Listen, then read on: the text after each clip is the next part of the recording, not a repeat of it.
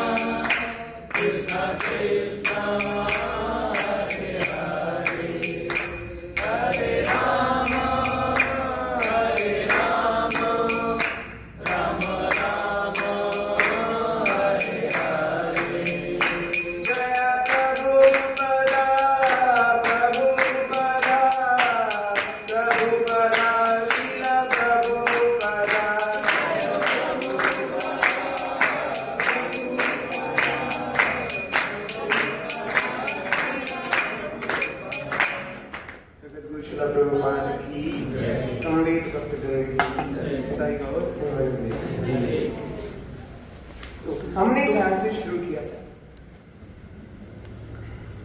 कोई भक्त बताना चाहेंगे मुझे? यस प्रभु। चैतन्य महाप्रभु राधा रानी और कृष्ण दोनों मिलकर एक कलयुग में आए। जी सही। और कोई बताना चाहेगा? चैतन्य महाप्रभु भक्ति काल के सबसे बड़े संत हुए जिन्होंने कृष्ण का नाम पूरे पर फैलाया। चैतन्य महाप्रभु जी को बोलते हैं श्री कृष्ण चैतन्य। चैतन्य महाप्रभु और कोई नहीं, वह स्वयं कृष्ण भगवान है। भगवान कृष्ण ने देखा कि मेरे भक्त तो मुझसे भी अधिक प्रसन्न रहते हैं, मेरे भक्तों के पास ऐसी क्या संपदा है जिससे ये हमेशा प्रसन्न रहते हैं। वह स्वयं जानना चाहते थे कि उनकी भक्ति में कितना रस है। तो भगवान की सबसे बड़ी भक्ति कौन है बताइए? वृंदावन की गोपियां, उनमें प्रमुख श्रीमती राधा रानी। जो श्रीमती राधा रानी है वह भगवान की सबसे शुद्ध भक्त है। श्रीमती राधा रानी की जो भक्ति भाव है, जो उनके हृदय में कृष्ण प्रेम है, उसे ही उजागर करने के लिए श्री कृष्ण स्वयं, भगवान स्वयं श्रीमती राधा रानी का भाव लेके प्रकट होते हैं कलयुग में। मतलब भगवान स्वयं सिर्फ 500 साल पहले हमारे आए हैं। हमारा कितना सौभाग्य है, हम उस धरती को स्पर्श कर पा रहे हैं जिस पर मात्र 500 साल पहले भगवान आए थे। तो हम आज का ये सेशन डेडिकेट करना चाहेंगे श्रील प्रभुपाद जी को। Abhay Charanaravinda Bhakti Vedanta Swami Prabhupada, founder acharya of international society for Krishna consciousness, ISKCON के संस्थापक आचार्य। आज श्रील प्रभुपाद नहीं होते तो हम ये चर्चा नहीं कर पा रहे होते। तो आज हम क्या क्या देखेंगे, आप ये देखिए।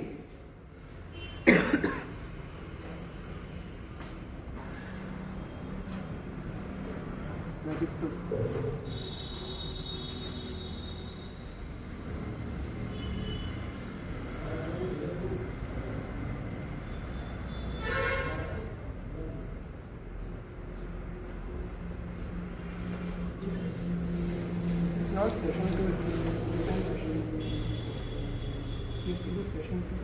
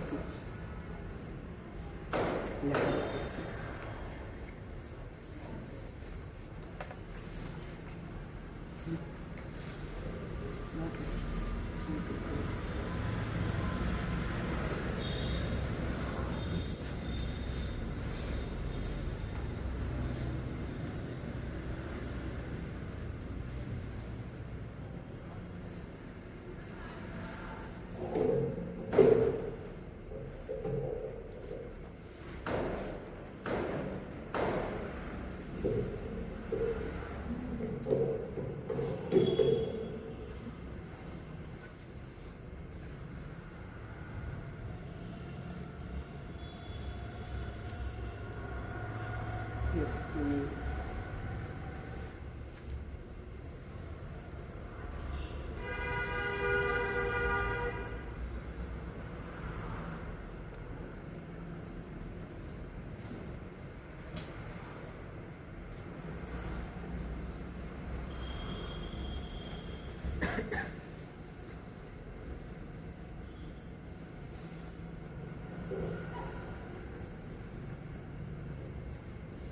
तो जैसा कि आप देख सकते हैं भौतिक संसार में कितनी कठिनाइयां आती है। आध्यात्मिक कार्य भी बड़ी कठिनाइयों के साथ करना पड़ रहा है। कोई बात नहीं, तो आज हम पढ़ेंगे योगा क्या है। योगा बड़ा ही इंटरेस्टिंग शब्द है। योगा सुनकर हमें क्या याद आता है? तो फिजिकल एक्सरसाइज होती है। फिजिकल एक्सरसाइज योगा, बहुत तरह के योगा आप सुनते हैं। कर्म योगी, ज्ञान योगी, ध्यान योगी, हठ योगी, कितने अलग अलग प्रकार के हम योगा सुनते हैं। तो हम हमेशा कंफ्यूज रहते हैं, योगा क्या है, वास्तविकता में सही योगा क्या है, हमें डेफिनेशन नहीं पता है। हम देखेंगे इस सेशन में अलग अलग प्रकार की योगा, और हम देखेंगे कि हम निम्न से उच्च तक, निम्न योगा से सबसे उच्चतर स्तर तक कैसे उठ सकते हैं। फिर क्या भक्ति योगा पूर्ण है? जो भक्ति योग हम कर रहे हैं वह पूर्ण है या नहीं? अब देखिए, इस सभी योगाओं के बारे में हमें किसने बताया? भगवान ने भगवत गीता में हमें अलग अलग प्रकार की योगा के बारे में बताया। योग पद्धतियों के बारे में बताया। तो स्वयं भगवान ही बता रहे हैं। फॉर एग्जाम्पल एक शेफ है, एक शेफ को पता है उसकी बेस्ट डिश क्या है, तो वैसे ही भगवान ने सभी योगाओं के बारे में बताया, पर भगवान ये भी बताते हैं कि सबसे श्रेष्ठ योगा कौन सा है। उसके बाद हम रास्ता भटक रहे हैं तो कैसे हम वापस सही रास्ते यानी भगवान के रास्ते पे जा सकें। और फिर हम practical tip of the day देखेंगे। जैसे हमने हमेशा टिप ऑफ द डे देखी है, बट आपने एक्सपीरियंस क्या होगा कि कोर्स के बीच में भी हम बहुत सारी tip of the day they देते हैं, जैसे क्लास के बीच में भी बहुत सारी प्रैक्टिकल टिप्स मिलती है। तो मेरा आप सभी से आग्रह है, जो आप ये एक दो टिप्स सीख के जाते हैं इस कोर्स से, आप इसको घर पर जाकर कोशिश करिए कि आप अपने जीवन में से उतार पाए। इस सेशन से आप हर एक क्लास के बाद एक बेहतर भक्त बने। Yoga, what comes to your mind when we think about yoga? क्या आता है मन में? कपालभाति, अनुलोम विलोम, पतंजलि, रामदेव बाबा। इंडिया में तो बड़ा ही इजी है, योगा मतलब रामदेव बाबा। रामदेव बाबा ने इतना क्रेज कर दिया है योगा का, सबको रामदेव बाबा याद आते हैं कि रामदेव बाबा के पेट पे वेव्स बन रही है, ऐसी सुंदर सुंदर। बट क्या सिर्फ वही योगा है? हाँ, ऑफ कोर्स वो आसन योगा है। क्या वही योगा है केवल? नहीं। सबसे पहले हम ये सीखेंगे कि योगा है क्या वास्तविकता में। आपको समझ आ रहा है?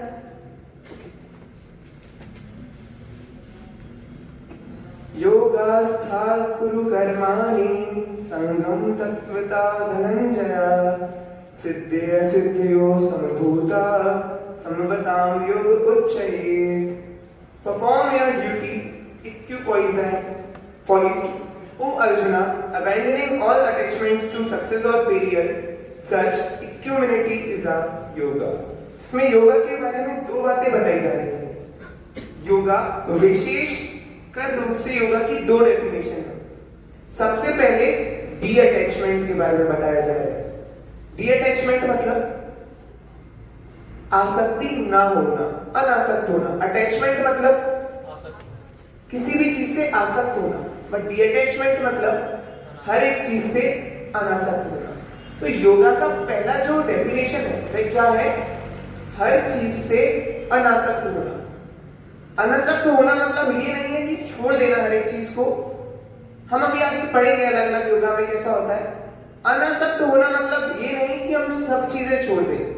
अनासक्त होने का मतलब है कि हम किसी भी चीज से अपनी आसक्ति ना रखें, उसे एक पल में भी छोड़ दें हम, इतना वैराग्य हमारे जीवन में हो। दूसरा, योगा का अर्थ है डिस्टर्ब नहीं होना। सुख दुख आता है हमारे जीवन में।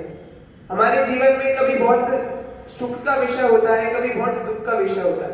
सुख में अत्यधिक हम प्रसन्न हो जाते हैं और गलत डिसीजन ले लेते हैं। दुख में हम अत्यंत ही दुखी हो जाते हैं और गलत डिसीजन ले लेते हैं। दोस्त हमारे पास पैसे मांगने आया, हम बहुत ही खुश थे, हमने कहा अरे भाई तो ले जाओ, पूरे पैसे ले गया। हमने गलत डिसीजन ले लिया, गलती से दे दिए। दुख में अरे भाई सब कुछ तो चला गया है, ये भी ले ही जाओ। तो आपने ऐसा एक्सपीरियंस किया है, हम गलत डिसीजन लेते हैं जब हम बहुत ज्यादा खुश होते हैं, दुखी होते हैं। तो योगा का दूसरा अर्थ है हमें डिस्टर्ब नहीं होना, किसी भी चीज से भटकना नहीं है, भ्रमित नहीं होना है। दूसरा अर्थ ये आप सभी ने सुना होगा, योगा का अर्थ है यूनियन, मिलना। किसी भी चीज के योग यानी जुड़ने की प्रक्रिया को क्या बोलते हैं? योगा। तो ये क्या चीजें हैं जो जुड़ रही हैं? ये है हमारा संबंध भगवान से। फिर से हमारे संबंध को स्थापित कर लेना क्या है? योगा। तो आपको योगा शब्द का अर्थ समझ आया? ओके।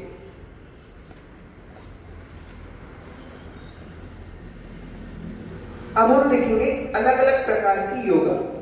सबसे पहले है पाप कर्म, सिंफुल एक्शन। पाप कर्म कोई भी योगा नहीं है, परंतु एक मनुष्य के स्तर पे देखें हम तो सबसे निम्न श्रेणी किसकी है? पापी पुरुष की, जो शास्त्रों को नहीं मानता है और केवल पाप कर्म में अपना पूरा जीवन व्यर्थ कर देता है। दूसरा है कर्म कांड। कर्मकांड पता है आप सभी को? कर्मकांड मतलब हम खुद के प्लेजर यानी हम खुद के भोग के लिए कोई भी कार्य कर रहे हैं, परंतु शास्त्रों के अंदर जो निर्देशित है उसका पालन कर रहे हैं। हमारे वेदों में यह भी बताया है कि यदि आपको ब्रह्मा जी का पद चाहिए तो आप ऐसा ऐसा कर लीजिए, इंद्र जी का पद चाहिए तो ऐसा ऐसा कर लीजिए, आपको सुंदर आपका शरीर चाहिए तो आप ऐसा कर लीजिए। हम स्वयं के भोग के लिए शास्त्रों के आधारित वादों को मान रहे हैं। ये किसमें आता है? कर्म का। फिर कर्म योग, ज्ञान योग, ध्यान योग और अंत में भक्ति योग। हम सभी के बारे में बहुत डिटेल में चर्चा करने वाले हैं आज। सबसे पहले देखते हैं, हम कोई रास्ता जा रहे हैं तो हमें पता तो होना चाहिए कि क्या क्या रिजल्ट है। पेपर दे रहे हैं तो पता है पास होंगे, फेल होंगे या तो सप्लीमेंट्री का पेपर देंगे। हमें पता है ना, 3 ऑप्शन है हमारे पास। वैसे ही हम जिस रास्ते पे चल रहे हैं उसके क्या क्या आउटकम्स है, हमें क्या क्या रिजल्ट मिलेंगे हम ये कर रहे हैं। तो भगवान को समझने के 3 साक्षात्कार हैं। आप सभी ने ये पहले सुना है। भगवान को 3 रूप में जाना जा सकता है। एक है ज्योति के रूप में, तो कुछ ऐसे योगी या फिर कुछ ऐसे भक्त हैं जो मानते हैं कि भगवान केवल ज्योति है, भगवान एक प्रकाश है, निराकार है भगवान का कोई आकार नहीं है। तो जो निराकार शब्द है उसका अर्थ क्या है? निराकार, जिसका कोई आकार नहीं है। तो इस शब्द का इंटरप्रिटेशन कैसे होता है? भगवान का कोई भी आकार नहीं है। और ये बात सच है, भगवान का कोई भी भौतिक आकार नहीं है। निराकार शब्द का अर्थ है भगवान का कोई भी भौतिक आकार नहीं है। भगवान दिव्य है और उनका शरीर भी दिव्य है। हमारी तरह वे 5 पंच महाभूत से, मन बुद्धि अहंकार से नहीं बना। उसके बाद उससे भी ऊपर आप एक बात बताइए, मैं एक नर्सरी का बच्चा, 1st क्लास का बच्चा, मैं उससे बोलूं 2 + 2 4, ठीक है। अब मैं बोलूं 2 - 4, क्या बोलेगा? अरे पढ़ाई लिखाई नहीं की क्या, इतने बड़े हो गए, 2 में से 4 थोड़ी ना माइनस होता है। क्या बच्चा गलत बोल रहा है? नहीं, उसने जितना पढ़ा है उसके अनुसार वह सही बोल रहा है। परंतु हमने तो आगे की कक्षा पढ़ी है ना, तो हमें भी पता है कि सही आंसर इसका क्या है। उसके बाद दूसरा, उससे भी बेहतर आता है परमात्मा रियलाइजेशन। परमात्मा रियलाइजेशन यानी भगवान को परमात्मा के रूप में समझना। परमात्मा जो सभी के हृदय में निवास करते हैं। और उसके बाद सबसे उच्च रियलाइजेशन है, साक्षात्कार है भगवान का, पूर्ण पुरुषोत्तम भगवान के रूप में जानना। मैंने आपको कहानी सुनाई थी एवोल्यूशन थ्योरी वाली, डार्विन की, याद है आप सभी को? चलिए मैं फिर से सुनाता हूं। तो एक बार, अब एक बच्चे रहते हैं, क्यूरियोसिटी रहती है, छोटे छोटे बच्चे कितना क्वेश्चन करते हैं, आपने देखा होगा, मम्मी ऐसा क्यों, पापा ऐसा क्यों, तो परेशान होकर कुछ भी आंसर देते रहते हैं माता पिता।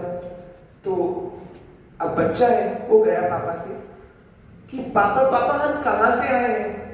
तो उन्होंने बोला कि बेटा हमारे पूर्वज पहले बंदर थे, बंदर इवोल्यूट हुए धीरे धीरे, वह समय के साथ में सिविलाइज्ड हुए, वह अच्छी सभ्यता अपनाई और धीरे धीरे करके मनुष्य बन गए। करेक्ट है, डार्विन की थ्योरी हमने तो यही पढ़ा है। फिर वो माता के पास गए। माता तो बहुत अच्छी भक्त थी, वो इस्कॉन में रोज आती थी और हर संडे प्रोग्राम में लेक्चर सुनती थी।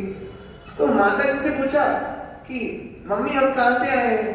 बच्चे तो करवाते ही लड़ाई माता पिता के बीच में। तो फिर से पूछ लिया क्वेश्चन। उन्होंने कहा कि बेटा हम सभी भगवान के अंश हैं, क्योंकि भगवान भी पुरुष के रूप में है, पूर्ण पुरुषोत्तम है भगवान, उसी प्रकार हमारा भी शरीर है और हम भगवान के अंश हैं। वो कहते परंतु पापा तो कह रहे थे हम बंदरों से आए हैं। तो उन्होंने कहा बेटा पापा सही बोल रहे थे, पापा अपने साइड के लोगों के बारे में बता रहे थे। तो सबसे उच्च रियलाइजेशन क्या है? भगवान का साक्षात्कार, पूर्ण पुरुषोत्तम भगवान के रूप में होना। अब हम देखेंगे पाप कर्म। पाप कर्म मैंने बताया कि ये कोई भी योगा नहीं है। सिंफुल एक्शंस, ऐसे कर्म जो शास्त्रों के विरुद्ध है, ये केवल हमारी इंद्रिय तृप्ति के लिए, आत्मतुष्टि के लिए। अगर कोई पूछेगा आपने क्यों किया, मेरी मर्जी, मैं चाहे ये करूं, मैं चाहे वो करूं, मेरी मर्जी। तो ये पापपूर्ण कार्य है जो शास्त्रों के आधार पर नहीं है। ये कार्य केवल और केवल खुद के संतुष्टि के लिए, खुद को कैसे तुष्ट कर पाए। ये योगा का पार्ट नहीं है, लेकिन लैडर में सबसे नीचे आता है योगा। अब हम और आगे बढ़ेंगे इसके बाद। यदयाचर्चा कोपपानां स्वर्गाद्वापरम् अपहृतम् सुखिनां क्षत्रिया प्राथा लभन्ते युद्ध ईदृशम्। O Pratap, happy are the Kshatriyas to whom such fighting opportunities come unsought, opening from them the doors of the heavenly planets. तो अब भगवान क्या बोल रहे हैं? हे अर्जुन, वो क्षत्रिय बहुत ही ज्यादा भाग्यशाली हैं जिन्हें अपॉर्चुनिटी मिलती है, जिन्हें एक मौका मिलता है युद्ध करने का। आपने सुना युद्ध में कोई युद्ध करते हुए मर जाए तो उसे वीर गति प्राप्त होती है। क्यों? क्योंकि वह अपने कर्म कर रहे थे और कर्म करते में उन्होंने अपना देह त्याग कर दिया। अब हम इसके बाद अगला कर्मकांड। कर्मकांड जैसा कि मैंने बताया, कर्मकांड स्क्रिप्चर्स यानी शास्त्रों के आधार पर ही है, परंतु ये कर्मकांड इसलिए होता है कि मैं शास्त्रों का पालन करूंगा पर इससे मेरा भी कुछ फायदा होना चाहिए। तो कर्मकांड क्या रहता है? हम खुद की इंद्रिय तृप्ति ही कर रहे हैं, पाप कर्म में भी इंद्रिय तृप्ति कर रहे थे और यहां भी इंद्रिय तृप्ति कर रहे हैं, परंतु ये शास्त्र के आधार पर है। तो ये पाप कर्म से फिर भी उच्च है क्योंकि हम शास्त्रों के आधार पर कर्म कर रहे हैं हमारा। लेकिन इसमें कोई भी भक्ति में उन्नति हमारा लक्ष्य नहीं होता। कर्म कांड में हमने यज्ञ किया, हमें जो भी चाहिए था वह मिल गया। हम ऐसा है ना, जैसे व्यापारी के पास जाते हैं, हम क्या करते हैं? चलिए हम व्यापारी के पास, हम एक दुकानदार के पास गए, हमने उसे पैसे दिए, उसने हमें सामान दे दिया। क्या व्यापारी से हमारा कोई ऐसा संबंध स्थापित हुआ? नहीं हुआ।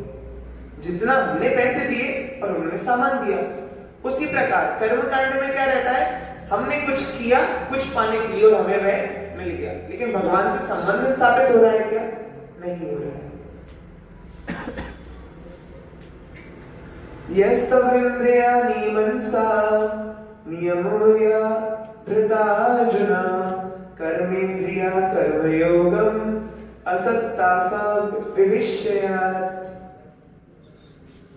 On the other hand, if a sincere person tries to control the active senses by mind and begins karma yoga without attachment, he is by far superior. अब इसमें बताया गया है कर्म योगी के बारे में। ये देखिए कर्म योगी क्या होते हैं इसके बारे में बता रहे हैं। सबसे पहले तो अभी तक हमने जितना पढ़ा आपको समझ आया, ठीक है? तो जो कर्म योगी रहते हैं वह अनासक्त रहते हैं। अभी देखिए हमने पाप कर्म पढ़े, उसमें क्या वो आसक्त थे अपने इंद्रिय तृप्ति से?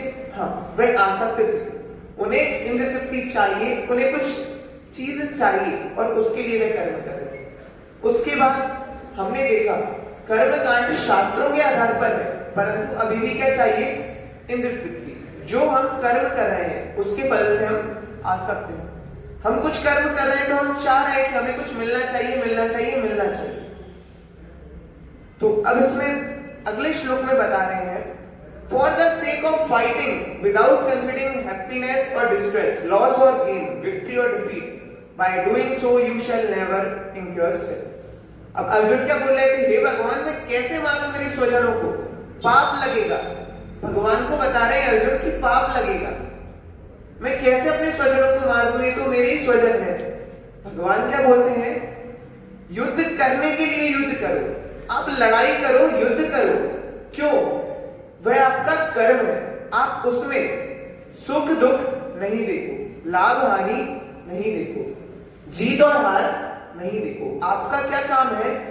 युद्ध करना। और उसके जो परिणाम है वे किस पे निर्भर करते हैं? भगवान पे करते हैं। तो जो एक कर्म योगी है वह यदि अनासक्त होकर कर्म करेगा तो उसे पाप नहीं लगेगा। कर्मयोग, कर्मयोग में हमें थोड़ा सा डीअटैचमेंट आता है, हम चीजों से थोड़ा सा अनासक्त हो जाते हैं और ऐसे कर्म करते हैं। मैं समझ सकता हूं आपको ये टॉपिक थोड़ा सा मुश्किल लग सकता है समझने में, पर जैसे जैसे हम आगे बढ़ेंगे आप ये समझिए, जब तक हम मुश्किल टॉपिक सारे टॉपिक नहीं पढ़ेंगे हमें पता कैसे चलेगा आसान टॉपिक क्या है। तो जब हम मुश्किल चीज पढ़ेंगे तभी तो हमें आसान चीजें लगेंगी।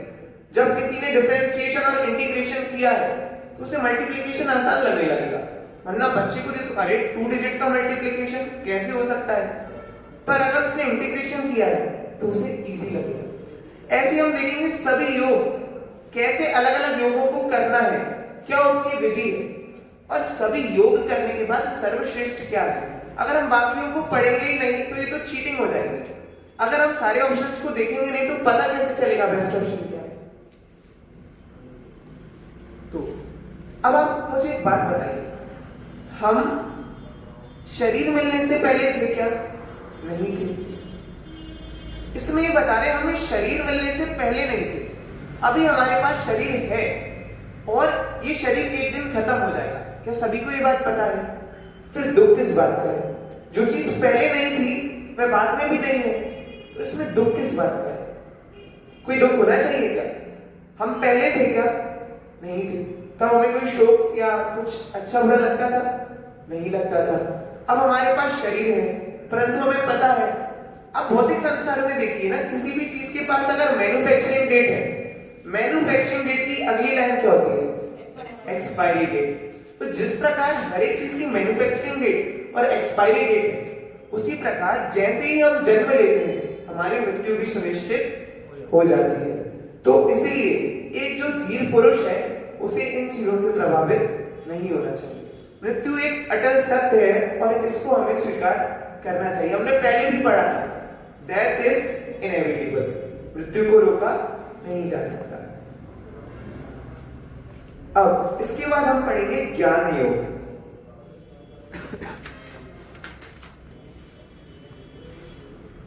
हम कोई भी कर्म कर रहे हैं, अब देखिए हम कोई भी काम करते हैं तो हमसे गड़बड़ तो हो ही जाती है, एग्री करते हैं सभी बात। कोई भी कर्म करते हैं और हमसे कोई ना कोई गड़बड़ हो जाती है। तो देखिए ऐसा मैंने बताया था ना आपको कि हम कर्म करने जाते हैं और कांड हो जाते हैं, तो हमारी यही स्थिति है, हम कुछ भी अच्छा करने जाते हैं और गलत हो जाते हैं। देखो मम्मी को हम समझा रहे हैं, एक बच्चा मम्मी से बोला मम्मी देखो मैंने नहीं की है पढ़ाई, मैं पेपर देने जाऊंगा फेल हो जाऊंगा, आप मुझे मारोगे, इससे अच्छा मैं पेपर ही नहीं देता हूं। इजी सॉल्यूशन है ना, पेपर ही नहीं देंगे तो पास या फेल का कोई डाउट है क्या? ऐसे ही हमें पता है कि कर्म करने जाते हैं और कांड हो जाते हैं, मतलब गड़बड़ तो हम कर ही देते हैं। अब गड़बड़ हो रहा है, इससे बेटर है कर्म ही ना करें। हम क्या सतोगुण, रजोगुण और तमोगुण इनसे हमेशा प्रभावित रहते हैं। ये 3 प्रकार के कर्मों से हम हमेशा प्रभावित हैं, कर्म ही नहीं करते। बेटर ऑप्शन है ये, तो बेटर ऑप्शन लग रहा है सुनने में, परंतु ये बेटर ऑप्शन नहीं है। हम देखेंगे पाप कर्म करने से बेटर है नहीं है, अपनी खुद की इंद्र तृप्ति करने से बेटर है क्या? है। अभी आप एक चीज देख रहे हैं, जैसे जैसे हम आगे बढ़ रहे हैं योग का स्तर बढ़ता जा रहा है।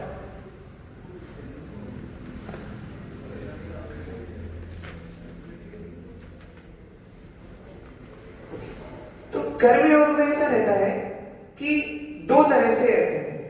सबसे पहले ऐसा रहता है सकाम कर्मयोग। जो कर्मयोग है ना 2 प्रकार के थे, हम थोड़ा स्किप करके। सकाम कर्मयोग क्या रहता है? हम कुछ आशा कर रहे हैं, कुछ आशा कर रहे हैं और हमने कुछ कर्म किया है, कुछ आशा से वेदों के आधार पर हमारी एक आशा है कि हमें कुछ मिलेगा।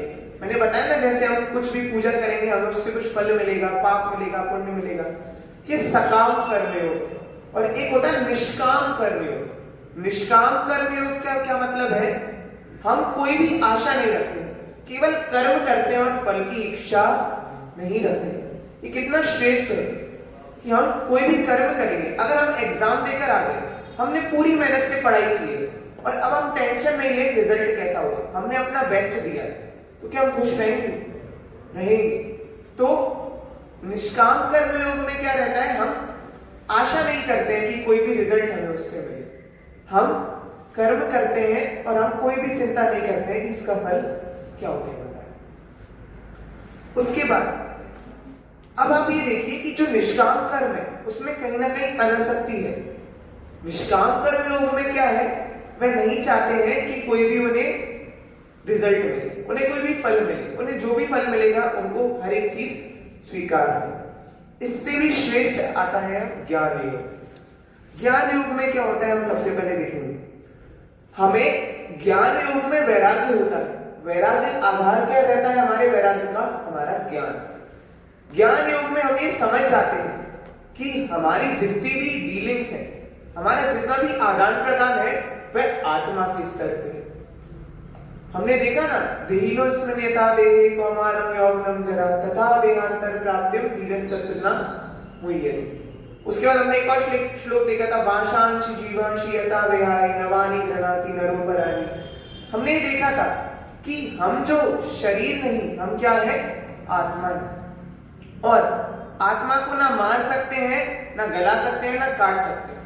अब आप एक बात बताइए, आपको पता चल रहा है आप अमर है, तो आपको किसी भी चीज का कोई भी डर रहेगा नहीं रहेगा, क्योंकि आपको पता है मैं अमर हूं। हमारा वास्तविक स्वरूप क्या है, हमारा वास्तविक स्वरूप है आत्मा के रूप। हम शरीर नहीं, हम आत्मा है। कहने में तो बड़ा आसान लगता है हम शरीर नहीं हम आत्मा है, परंतु इसको अपने जीवन में उतारना बड़ा ही मुश्किल। एक ज्ञान योगी इस बात को समझ जाता है कि हम शरीर नहीं हम आत्मा है। हमारा शरीर अलग है और हमारी आत्मा अलग है। जितनी भी चीज शरीर से आधारित है, एक योगी उसे अंधकार के समान मानता है, अविद्या के समान मानता है, और जितनी भी चीज सोल यानी आत्मा से कनेक्ट है, उसे ज्ञान के रूप में मानता है। आत्मा का ज्ञान होना ही वास्तविक ज्ञान है। जड़ ज्ञान से हमारा कोई भी उद्धार कभी भी नहीं हो सकता है। तो देखिए, कर्म योग से ज्ञान योग बेटर है, सभी एग्री करते हैं हम। कर्म योग में हमारे पास अभी भी कोई आसक्ति थी हमारे कर्म, हमारे रिजल्ट से, लेकिन अभी कोई आसक्ति है क्या? नहीं है, अभी कोई भी हमारी आसक्ति नहीं है। बॉडी टेम्पररी है, पहले हमें ये समझना चाहिए। और अब बॉडी के साथ कुछ भी हो, हमें पता है कि हम तो आत्मा है। आत्मा के साथ तो ना मारा जा सकता है, ना गलाया जा सकता है, ना काटा जा सकता है, ना शस्त्रों का प्रहार कर सकते हैं, ना हवा से सूख सकती, ना हवा से सूखेगी, ना आग से जलेगी। जब पता चल गया हमारी आत्मा अविनाशी है, तो क्या कोई डर होगा? स्वामी विवेकानंद को जब पकड़ लिया गया था, तो उन्होंने बोला, अंग्रेजों ने बोला हम आपको मार देंगे, तो वे हंसने लगे। उन्होंने कहा तुम मुझे मारोगे, तुम तो मुझे देख भी नहीं सकते। स्वामी विवेकानंद जी का वो स्टेटमेंट उन्हें तो समझ नहीं आया, लेकिन हम ये समझ सकते हैं कि स्वामी विवेकानंद आत्मा के स्तर पे थे। उन्होंने कहा आप आत्मा को कैसे मारोगे, आप तो आत्मा को देख भी नहीं सकते हो। तो ये जो ज्ञान योग है ये बहुत श्रेष्ठ है। क्यों? क्योंकि ये हमें बता रहा है कि हम शरीर नहीं हम आत्मा है, और हमारे जितने भी आदान प्रदान है वे आत्मा के स्तर पे हो रहे हैं। अरुकोश मुने योगम कर्म कारण उच्चयेत योगारुदाय शातस्य समाकरणम उचित। तो एक जो नया योगी है, जो एक नया ज्ञान योगी है, वह अष्टांग योग की प्रक्रिया से भगवान को प्राप्त करने का ट्राई करता है। अष्टांग योग सुना है आप सभी ने? हम अभी अष्टांग योग को बहुत डिटेल में पढ़ने वाले हैं। तो ये 8 फोल्ड योगा सिस्टम अष्टांग योग, जो एक नया योग पद्धति में आए हैं, वह क्या करते हैं? अष्टांग योग को करते हैं। और जो थोड़े एडवांस हो जाते हैं वे क्या करने लगते हैं? वे सभी कर्मों को छोड़ देते हैं। हमने देखा है बहुत सारे योगी हैं जो तपस्या करने के लिए चले जाते हैं, तो ये तो बहुत अच्छी चीज है ना कि योगा करने हम कहीं और दूसरी पहाड़ों पर चले जाएं, योगा करें, शांति में रहें, कितना अच्छा है। तो इसके हिसाब से तो हम बोल सकते हैं कि ज्ञान योग सर्वश्रेष्ठ है। तो हम आगे बताते हैं भगवान इसके बारे में क्या बताते हैं। ऐसी योगा को करने के लिए एक व्यक्ति को शांत स्थान में जाना है। शांत स्थान यानी जहां पर ये भौतिक चीजें ना हो, जहां इतने सारे लोग ना हो। उन्हें कुशा की घास पर एक आसन पर बैठना चाहिए और वहां हिरण की खाल और पतले से कपड़ा बिछाकर उसको योग तपस्या करनी चाहिए। इतना इजी नहीं है। इसके बाद मेन चीज, इतना तो सभी कर लेंगे, हम भी जाकर इतना कर लेंगे। उसके बाद अपनी इंद्रियों को वश में करने का प्रयास करना है। इंद्रियों को वश में करने का प्रयास करना है। कितना इजी काम है ना, इजी, इंद्रियों को वश में करना। हमें पता है हमारी इंद्रियां हमें कितना सताती हैं, कितना परेशान करती हैं। हमारे दिमाग में आ जाता है कुछ खाना है, कुछ खाना है, हम वही सोचते रहते हैं, दुखी हो जाते हैं। हमारी इंद्रियां, हमारे कान जो है वो कहते हैं कुछ अच्छा अच्छा सुनते हैं, बड़ी हमारी तारीफ हो, बड़ी अरिजीत सिंह का एक गाना सुन ले, गजल सुन ले। हमारी इंद्रियां हमेशा हमें परेशान करती रहती है। बट ये जो इंद्रियां हैं इन्हें वश में करना इतना आसान है क्या? नहीं। अर्जुन क्या बोलते हैं भगवत गीता में? हे भगवान, मैं हवा को कंट्रोल में कर सकता हूं परंतु इंद्रियों को वश में नहीं कर सकता। कितना मुश्किल है इंद्रियों को वश में करना। तो अब हम पढ़ेंगे ध्यान योग।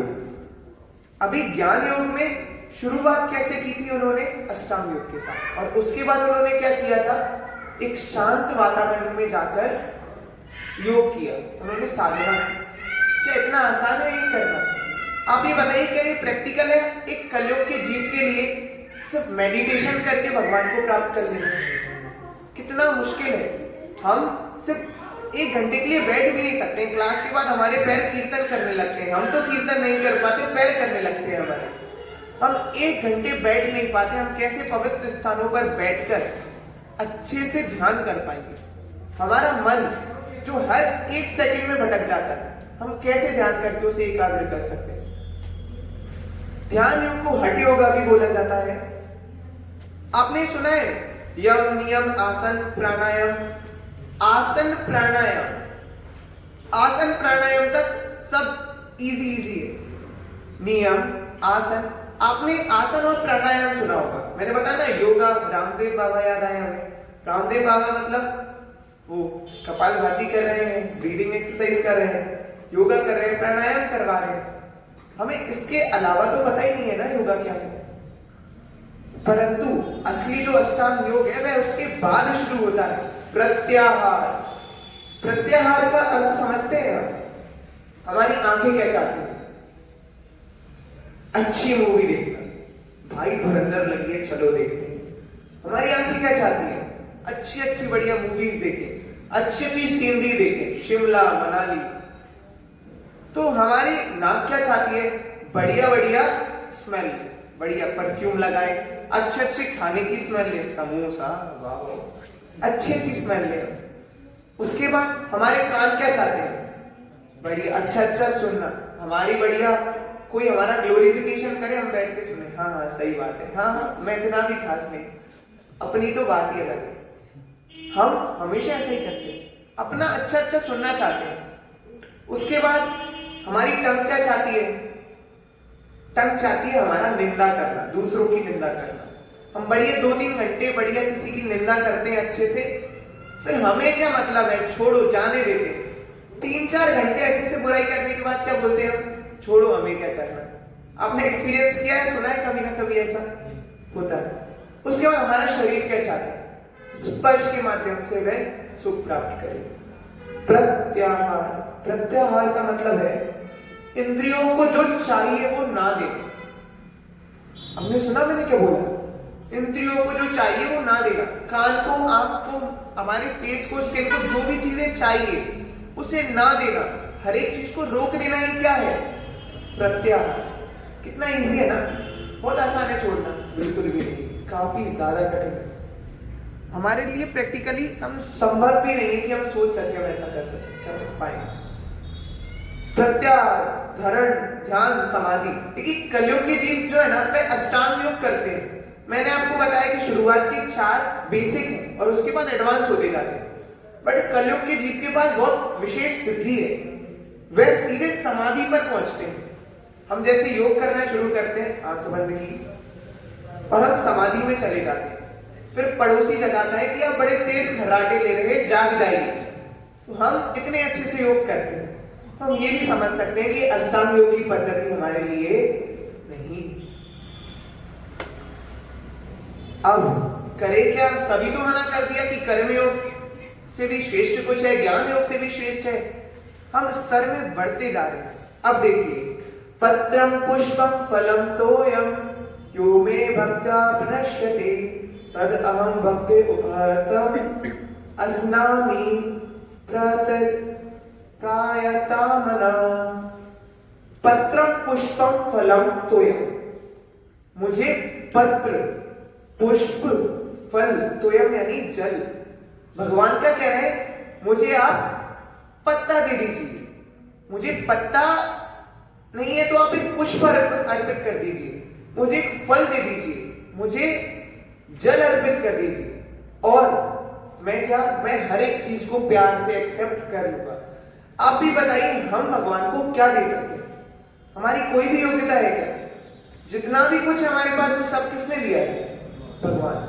मैं आपके घर पर आऊं, आपके घर से एक सामान लूं और मैं बढ़िया बोलूं, देखिए प्रभु जी मैं आपके लिए कितना अच्छा गिफ्ट लाया है, गलत है? नहीं। अब कहेंगे क्या है प्रभु जी, कुछ लाए नहीं आप हमारे लिए, तो हमारा ही है। हम भगवान से क्या करते हैं?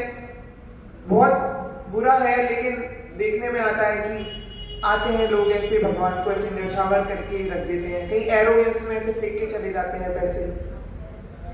ये सब है हमारे पास कैसे? केवल और केवल भगवान की कृपा से। यदि भगवान की कृपा नहीं होती तो कुछ भी होता क्या हमारे पास? तो भगवान कितने ज्यादा प्रेम करते हैं हमसे। वे कह रहे हैं मुझे पत्ता दे दीजिए, मुझे फल, पुष्प, जल कुछ भी अर्पित कर दीजिए और मुझे प्रेम पूर्वक उसको एक्सेप्ट कर लूंगा। अब भगवान बोलते हैं कि आप कुछ भी खाओ, जो भी खाना है आप खाइए। भगवान कह रहे हैं कि आप कुछ भी खाइए, मुझे भोग लगा के खाइए, परंतु अभक्ष चीजों का सेवन हमें नहीं करना है। भगवान ही अभक्ष नहीं खाते। आप ही देखिए, हम सब भगवान से प्रेम करते हैं क्या? करते हैं। तो प्रेम करते हैं क्या भगवान? मैं तो पिज्जा खाऊंगा और आप मछली खाओ, क्या ये प्रेम है क्या? नहीं।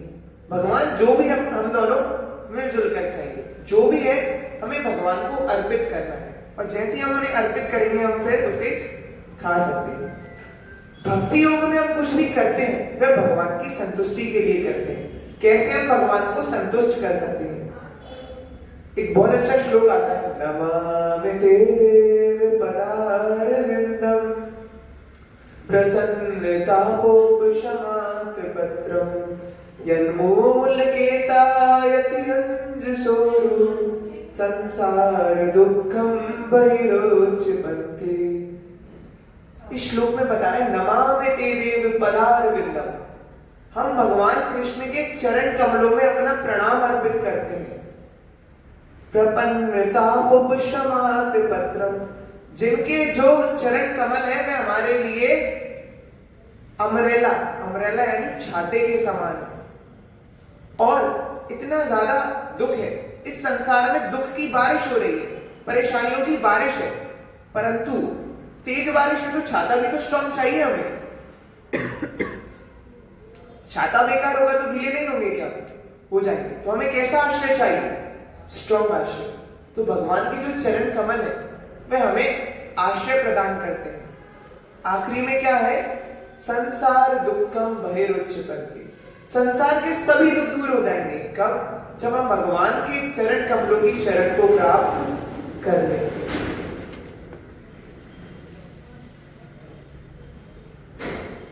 भगवान बताते हैं कि जो मेरे भक्त हैं वे केवल और केवल मेरी संतुष्टि के लिए कार्य करते हैं। संसिद्धिर हरि तोषणम, हर एक चीज भगवान की संतुष्टि के लिए करते हैं। आप एक बात बताइए, प्रेम अगर हम किसी से भी करते हैं तो हम क्या सोचेंगे? अरे हम ये सामान ले जाते हैं, अच्छा लगेगा, हम अगर कोई भी सुंदर नेकलेस देखेंगे तो अरे तो बहुत सुंदर है। फॉर एग्जाम्पल किसी की वाइफ है तो वो क्या करेंगे, कुछ भी अच्छा देखेंगे, प्रेम करते हैं, कुछ अच्छा खाने का दिखेगा तो ले जाएंगे, कुछ अच्छा पहनने का दिखेगा तो ले जाएंगे। तो हर एक क्षण क्या सोच रहे हैं, हम कैसे उन्हें आनंद प्रदान कर सकते हैं। उसी प्रकार जब हम भगवान से प्रेम करते हैं तो हम हर एक चीज ये देखते हैं कि हम कैसे भगवान को संतुष्ट कर सकते हैं। और जो भगवान है वह भगवद गीता में बताते हैं कि भगवान जड़ के समान है। आप बताइए, पेड़ के पत्तियों को पानी देने से कभी भी पेड़ संतुष्ट हो सकता है क्या?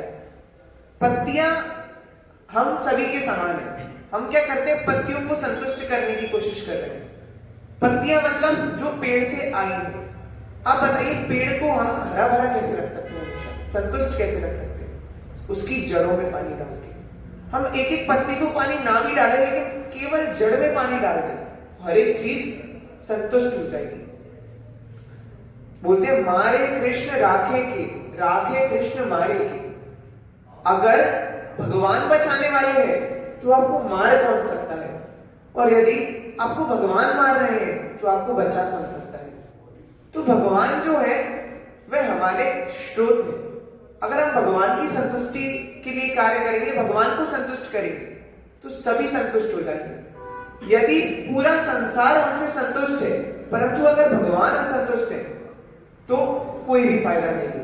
यदि पूरा संसार हमसे परेशान है, दुखी है, परेशान, अच्छे नहीं लगते संसार को, परंतु लेकिन भगवान को हम आनंद देते हैं, भगवान को हम खुश करते हैं, तो ये हमारे जीवन की पूर्णता है। एक बार एक बहुत बड़े सन्यासी थे इस्कॉन में, उनसे एक भक्त ने प्रश्न पूछा, how can we become successful in life by practising spiritual services? समझ आया आपको प्रश्न? हम भौतिक संसार में कामयाब कैसे हो सकते हैं भक्ति करते हुए? भौतिक संसार में भी तो कामयाब होना है, तो भक्ति करते हुए कैसे कामयाब हो सकते हैं? तो पता है महाराज ने क्या उत्तर दिया? बहुत इंपॉर्टेंट पॉइंट है, ध्यान से सुनिए। यदि आप इस भौतिक संसार में भक्ति कर रहे हैं तो आप पहले से ही कामयाब हैं। If you are practicing spiritual services in this world, then already you are successful. तो भगवान की जो भक्ति है, भक्ति योग, वह सर्वश्रेष्ठ है। क्यों? आप ये देखिए, जो हमारा इंडिया है ये हमेशा से कल्चरल है। महाभारत, रामायण हम बचपन से सुनते हुए आ रहे हैं। हमें बचपन से पता है कृष्ण भगवान है, अर्जुन कौन है, माता सीता कौन है, भगवान राम कौन है। हमें हर एक चीज बहुत ही अच्छे से पता है। अब हमें ये देख के समझ आ गया कि जो ज्ञान योग और ध्यान योग है हमसे ना हो पाएगा, बड़ा ही मुश्किल कार्य है। कलयुग के जीव जिनके हमारे पैर दुखने लगते हैं, कमर दुखने लगते हैं, हम बैठ नहीं पाते, हम कुछ सोच ही नहीं पाते, हम 60 सेकंड की रील में इतने आसक्त हो गए कि हम बुक्स भी नहीं पढ़ पाते, हमारा ध्यान ही नहीं लगता है। तो हम कैसे ध्यान कर सकते हैं? हजारों साल तो हमारी आयु ही नहीं है। मान लीजिए जितनी आयु है, क्या उतने भी समय हम ध्यान कर सकते हैं? हमारी इतनी योग्यता है क्या? नहीं, काफी ज्यादा मुश्किल है। अब कुछ लोग जो होते हैं वो सीधे कार्य को भी टेढ़े तरीके से करने का प्रयास करते हैं, परंतु हमें समझना चाहिए कि हम इतने मुश्किल कार्य को नहीं कर सकते। हम भक्ति योग कर सकते हैं, ये काफी सरल है, सबसे सरल। कितना इजी है। आए, गाड़ी उठाई, मंदिर आ गए, भगवान के दर्शन कर रहे हैं, भगवान के नाम का जप कर रहे हैं, भगवान की कथाओं का श्रवण कर रहे हैं, भक्ति योग हो रहा है। अब आप भी बताइए, एक एग्जाम है जिसमें दिन रात पढ़ना है आपको, पास होंगे कोई गारंटी नहीं, ठीक है, बड़ा मुश्किल एग्जाम है, और जैसे ही आप उसको पास कर लोगे आपको एक बहुत बड़ी नौकरी मिलेगी, आप प्यून बन जाएंगे। बड़ा मुश्किल एग्जाम है लेकिन पास नहीं कर पाएंगे। एकदम आसान एग्जाम है, एकदम इजी एग्जाम। जाना है, पड़ोसी की चीटिंग करके लिखाओ, कोई दिक्कत नहीं है, और उससे आपको आईएएस बना देंगे। अरे कितना अजीब है, उल्टा बोल रहे हैं तो नहीं। भक्ति योग इतनी सरल विधि है। देखिए प्रहलाद महाराज क्या बोलते हैं, श्रवणम कीर्तनम विष्णु स्मरणम पाद सेवनम अर्चनम वंदनम दास्यम साख्यम आत्मनिवेदनम। ये नवदा भक्ति के 9 अंग हैं। आप सभी ने नवदा भक्ति के बारे में सुना है। भक्ति करने के 9 अंग हैं, जिसमें से सबसे प्रमुख है श्रवण और कीर्तन। कितना आसान है अपने कर्णों से श्रवण करना। अभी हम सभी भक्ति योग कर रहे हैं। आप ये सोचिए, भक्ति योग सर्वश्रेष्ठ है और हम अभी कर पा रहे हैं उसे साथ बैठकर इतनी आसानी से। किसी को कोई भी ऐसा कष्ट हो रहा है क्या? मन को केंद्रित करना, इंद्रियों को वश में करना, नहीं, कितना सरल विधि है।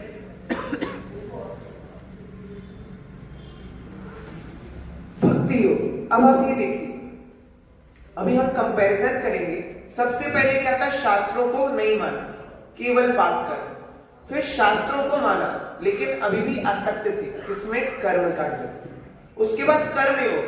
कर्मयोग में शास्त्रों को मान रहे हैं, अनासक्त हैं और हमें ज्ञान भी है कि हम उच्च स्तर पे हैं, हम शरीर के स्तर से ऊपर हैं। तो हम आगे पढ़ेंगे। जो भक्ति योग है, जो भक्ति योग है, वह केवल और केवल जब हमारा ज्ञान जो है वह चरम सीमा पे आता है, जब हमारी तपस्या चरम सीमा पे आ जाती है, तो वह प्रेम का रूप ले लेती है। वह प्रेम है भगवान के प्रति हमारा प्रेम। भक्ति योग का अर्थ क्या है? भगवान को प्रेममयी सेवा अर्पित करना। प्रेम से भगवान को की गई सेवा ही भक्ति है। इन 9 अंगों को करने से हम बहुत ही आसानी से भगवान को प्राप्त कर सकते हैं। ये देखिए, कर्मयोग में हमने देखा जो भी कर्म कर रहे हैं वह जो शास्त्र में श्री जगन्नाथ बलदेव सुभद्रा महारानी की, जगत भूषण प्रभुपाद की, हमने देखा कर्म कांड क्या है? स्क्रिप्चर्स को मान रहे हैं। कर्मयोग क्या है? स्क्रिप्चर्स को भी मान रहे हैं और अनासक्त भी हैं, थोड़े थोड़े अनासक्त हैं। ज्ञान योग, ज्ञान योग में हम शास्त्रों को मान रहे हैं, हम अनासक्त हैं और हमारे पास ज्ञान है, हम शरीर नहीं, हम आत्मा है। ध्यान योग और श्रेष्ठ, हम शास्त्रों को मान रहे हैं। आप सभी को समझ आ रहा है ना? हम मान रहे हैं। उसके बाद हम अनासक्त हैं चीजों से। उसके बाद हमें ज्ञान है, हम शरीर नहीं, हम आत्मा है। और ध्यान योग में फिर तपस्या भी कर रहे हैं। उसके बाद आता है भक्ति योग, जिसमें सारे अंग हैं ऊपर सभी योगों के, और साथ ही साथ इसमें क्या है? प्रेम, भगवान के लिए एक शुद्ध विशुद्ध प्रेम। कितना आसान है ये कर्म योग करना, मुश्किल है क्या?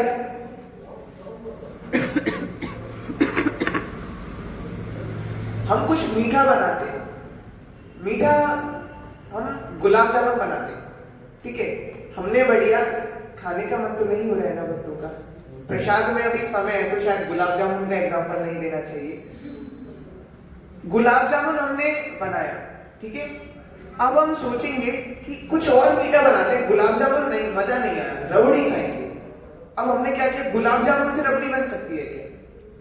मीठा तो है, क्या गुलाब जामुन से रबड़ी बन सकती है? बताइए, नहीं बन सकती है। हाँ, कोई अगर फूड ब्लॉगर होगा तो बन भी सकती है शायद, पर नहीं बन सकती गुलाब जामुन से रबड़ी। लेकिन रबड़ी शक्कर से बन सकती है और गुलाब जामुन भी शक्कर से बना। क्या गुलाब जामुन मीठा नहीं है? है।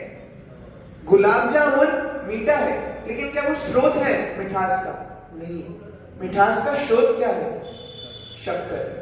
उसी प्रकार ये सभी योग है।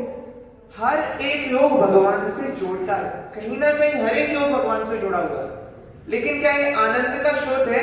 नहीं, क्योंकि ये भगवान से सीधा कनेक्टेड नहीं है। लेकिन भक्ति योग जो है वह भगवान से सीधा संबंधित है। सीधा संबंधित है तो क्या होगा? हम आनंद का अनुभव कर सकते हैं।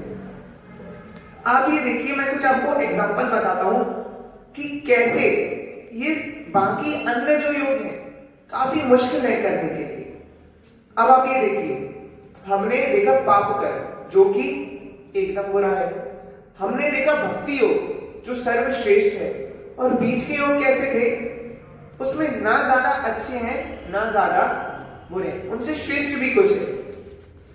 अब आप ये देखिए, ध्यान नॉर्मल लोगों के लिए नहीं, हम कुछ एग्जांपल्स के साथ देखते हैं। पैसे से शांति आना, सुबह ही हमने दोपहर में क्लास में सुना था। बस एक बार पैसा आ जाए, पैसा ही पैसा होगा, मजे। हम सोचते हैं ना, कि एक बार पैसा आ गया फिर लाइफ में शांति ही शांति है। क्या ऐसी शांति कभी भी आती है हमारे जीवन में? कभी भी नहीं आती। बस घर वाले कहते शादी कर लो सारी प्रॉब्लम खत्म। गृहस्थ भक्तों को पता है कितनी समस्याएं उनके जीवन में खत्म हुई है, तो हम क्या सीधे काम को करने के बहुत सारे उल्टे तरीके देखते हैं। अब हमें पता है कि हमें खुश रहना है, लेकिन खुश रहने के उल्टे सीधे तरीके ढूंढते हैं। जैसे सोना है, नींद आ रही, नेटफ्लिक्स देख लेते हैं। नेटफ्लिक्स देखने से क्या होगा? नींद आ जाएगी, लेकिन क्या होता है? हम रात भर नेटफ्लिक्स ही चलाते रहते हैं। उसके बाद मोबाइल का आविष्कार क्यों हुआ था? टाइम बचाने के लिए। आप काफी दूर रहते हैं, मैं आपको संपर्क मोबाइल से ही करूंगा तो मेरा टाइम बचेगा जाने आने का। कबूतर आएगा, चिट्ठी दे के पता नहीं कब जाएगा, तो मोबाइल बना तो थोड़ा टाइम बचेगा। अभी क्या होता है? मोबाइल से ही टाइम वेस्ट हो रहा है हमारा, तो हम सीधी चीजें प्राप्त करने के उल्टे सीधे रास्ते अपनाते हैं। परंतु यहां तो हमें कितना सीधे सीधे ज्ञान मिल रहा है। आप ही देखिए, हम ये देखते हैं, ये जो स्टेयरकेस है ना, ये अन्य योगा द्वारा। स्टेयरकेस यानी चढ़ना। आप एक बात बताइए, खुद के बल पे स्टेयर्स चढ़ना आसान है क्या? नहीं, बड़ा मुश्किल है। मान लीजिए बहुत सारी सीढ़ियां हैं, देखकर ही मन नहीं होगा, चलो रहने देते हैं। इतनी सारी स्टेयर्स चढ़ना आसान है क्या? नहीं।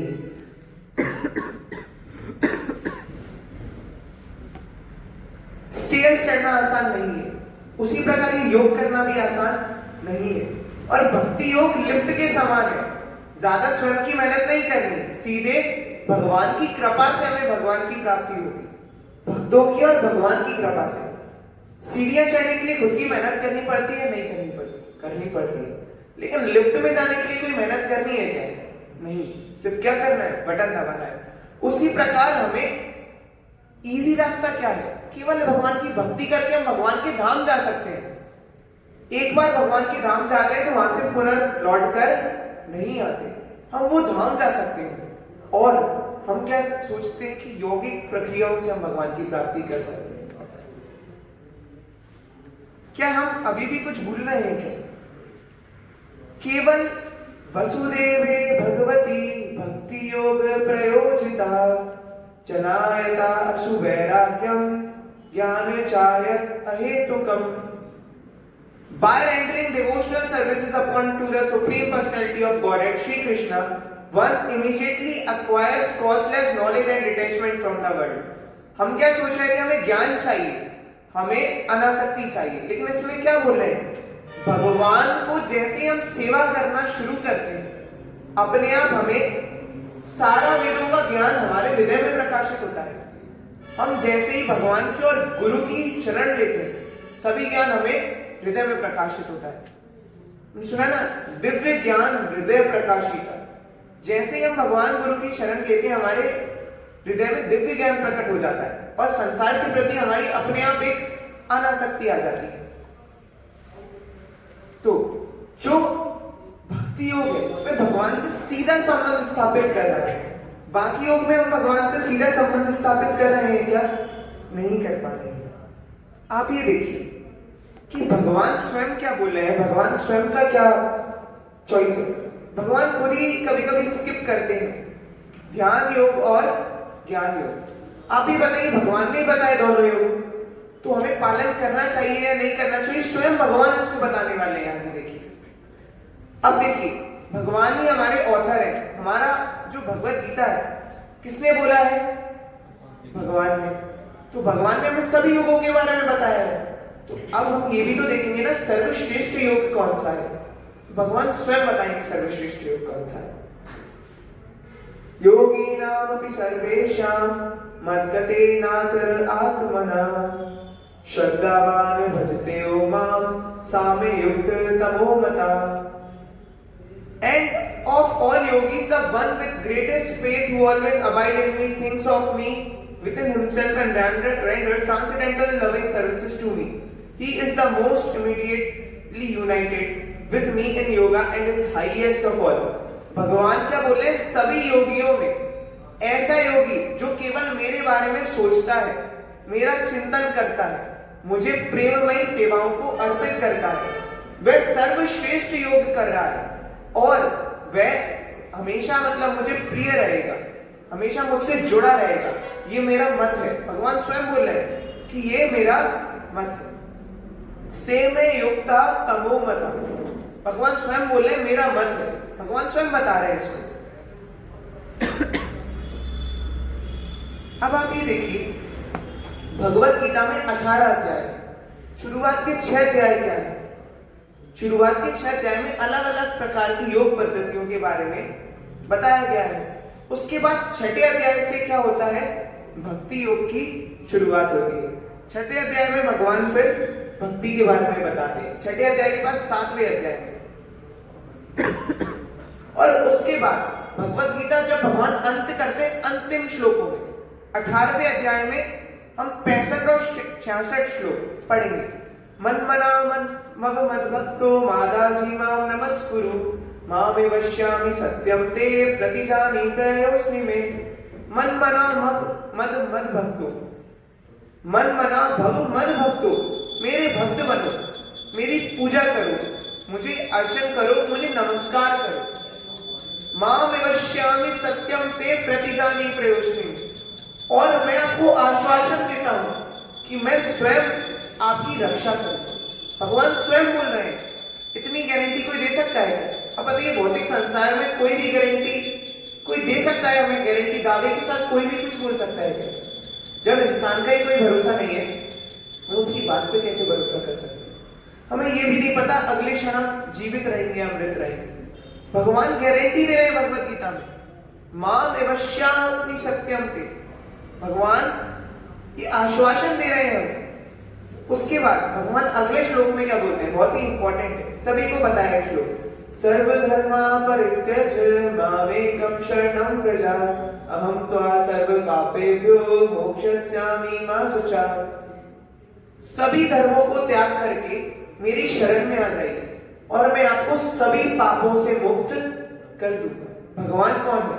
योगेश्वर। 78 इसी अध्याय के 78 श्लोक में यत्र योगेश्वर कृष्ण, भगवान क्या है?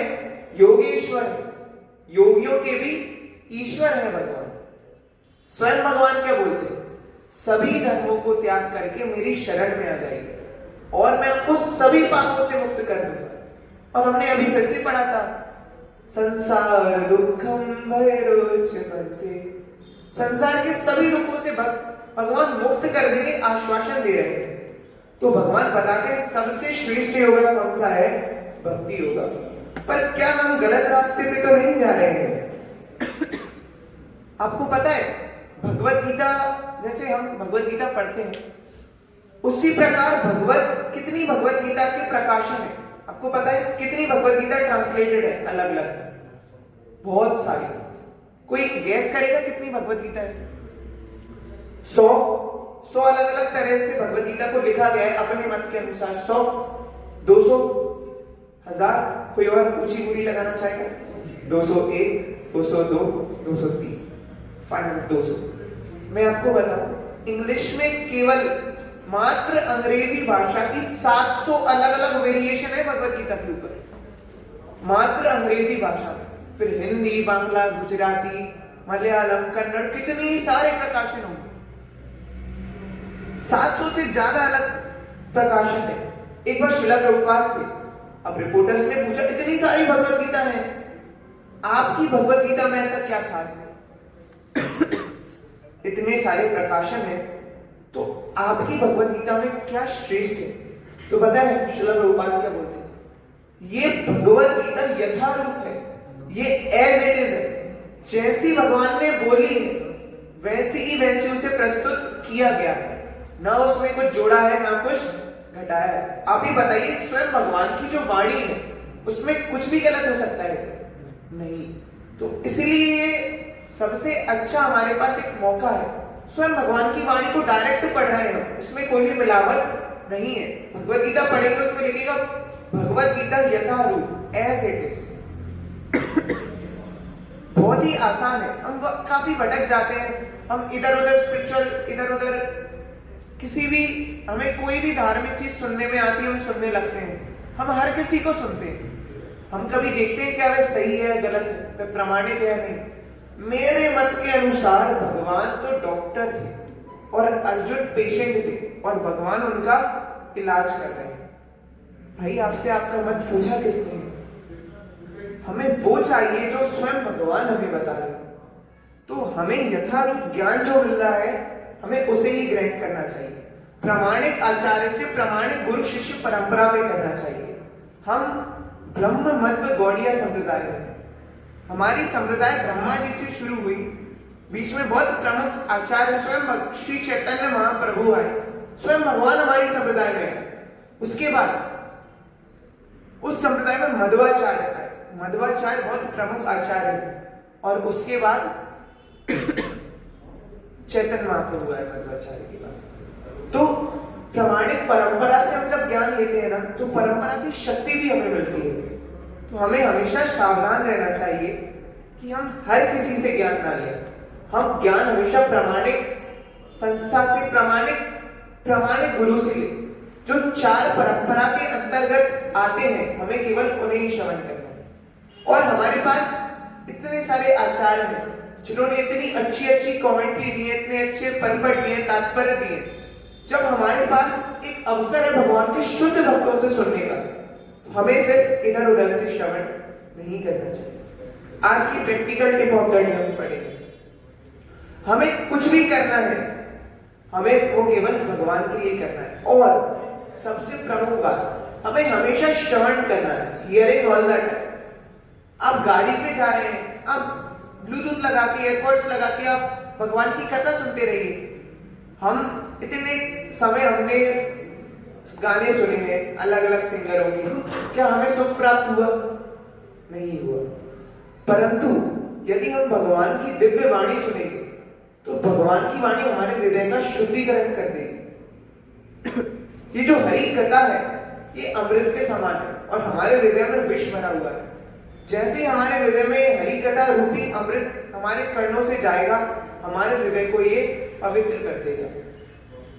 इसलिए हमें, जैसे माता जी कुकिंग कर रहे हैं तो कुकिंग करते समय वे भगवान की कथा लगा सकते हैं, श्रवण कर सकते हैं।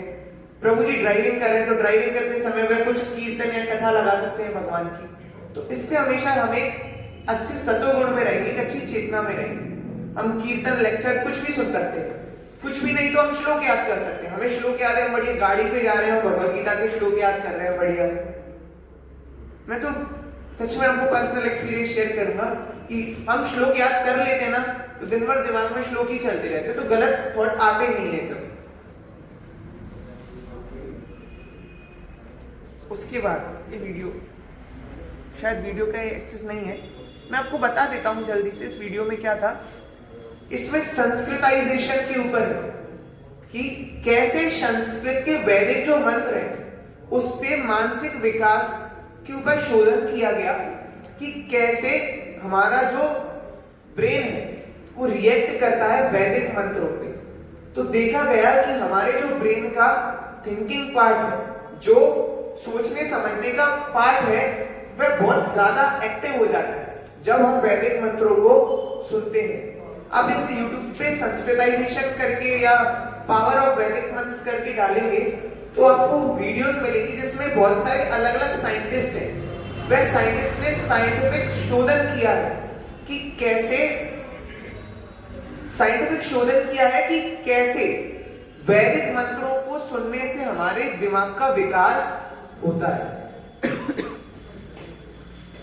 इसलिए ये जो वैदिक मंत्र है ये हमारे दिमाग का भी विकास करेंगे, हमारी सोचने समझने की शक्ति बढ़ाएंगे, हमारी याददाश्त को और भी अच्छा करेंगे।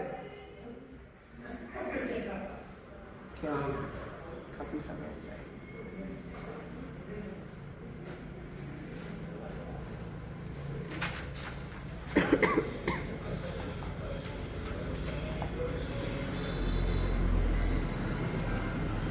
अब देखिए, हम देखेंगे कि अब सबसे पहले हमने क्या बोला, कथा का श्रवण करना। पहला टिप हमने क्या देखा, हमें फ्री टाइम में या फिर हम कुछ भी कार्य कर रहे हैं तो हमें साथ ही साथ भगवान की कथा का श्रवण करना चाहिए। और हमने दूसरा क्या, दूसरा टिप है chanting of the holy name. हमें भगवान के नाम का जप करना चाहिए। हरे कृष्णा कृष्णा कृष्णा हरे हरे, हरे राम राम राम हरे हरे। तो हमें भगवान के नाम का जप करना चाहिए। सतयुग में जो ध्यान करने से, त्रेता युग में जो यज्ञ करने से, द्वापर युग में जो अर्श विग्रह की सेवा करने से फल प्राप्त होता था, वह कलयुग में केवल और केवल भगवान के नाम के जप करने से मिल जाएगा। कलयुग केवल नाम आधार, सुमिर सुमिर सब उतरेगा। हरे कृष्णा कृष्णा कृष्णा हरे हरे, हरे राम राम राम हरे हरे। ये जो 16 अक्षर का नाम है, कली की कलमश को नाश करने वाला है। 16 अक्षर का नाम, ये जो कलयुग है, इसकी कलमश यानी जड़ को खत्म कर देगा। तो इसलिए हम सभी को क्या करना चाहिए, भगवान के नाम का जप और निरंतर रूप से भगवान की कथा का श्रवण करना चाहिए। हरे कृष्णा। बहुत बहुत धन्यवाद आप सभी का। तो हमने देखा कैसे हम सबसे पाप पूर्ण कार्यों से हम केवल भक्ति योग के स्तर पर उठ पाए। कैसे हमने पाप पूर्ण कार्य देखे, हमने कर्म कांड देखा, हमने अलग अलग प्रकार के योग देखे, कर्म योग, ध्यान योग, उसके बाद हमने देखा भक्ति योग। तो कैसे भक्ति योग श्रेष्ठ है और भक्ति योग करने से हमें सर्वोच्च सिद्धि प्राप्त हो सकती है। हरे कृष्णा। आप सभी का बहुत बहुत धन्यवाद आज की कक्षा में आने के लिए।